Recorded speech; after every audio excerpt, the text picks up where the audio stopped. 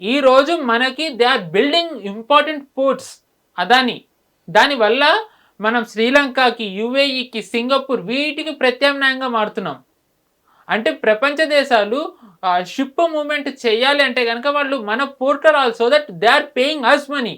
మనకి ఇక్కడ ఉపాధి వస్తుంది, వరల్డ్ క్లాస్ ఇన్ఫ్రాస్ట్రక్చర్ వస్తుంది, దాని ద్వారా మన ఆర్థిక వ్యవస్థ కూడా పెరుగుతుంది, రీజనల్ పవర్గా మన ప్రభావం పెరుగుతుంది just because of Adani. So and renewable energy ఈరోజు ఎంత ముఖ్యమో మనకు తెలిసిందే, ఎస్పెషల్లీ ఇప్పుడున్న క్రైసిస్లో అందరికీ తెలుస్తుంది. Adani is one of the very important player in that renewable energy. అదానిది సోలార్ ఎనర్జీ కానివ్వండి, ఐ థింక్ ఎక్కడ గుజరాత్లో చాలా one of the largest solar plants Adani కట్టారు. సో రెన్యూబుల్ ఎనర్జీలో అదాని ఉన్నారు, పవర్ సెక్టర్లో అదాని ఉన్నారు, ధారావి ఈరోజు డెవలప్ చేస్తున్నారు.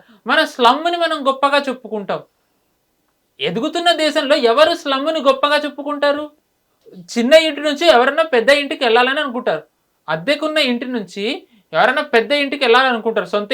సొంత ఇల్లు కొనుక్కుని వాళ్ళ ఆర్థిక వ్యవస్థ బాగా అయితే కనుక డూప్లెక్స్కి వెళ్ళాలనుకుంటారు.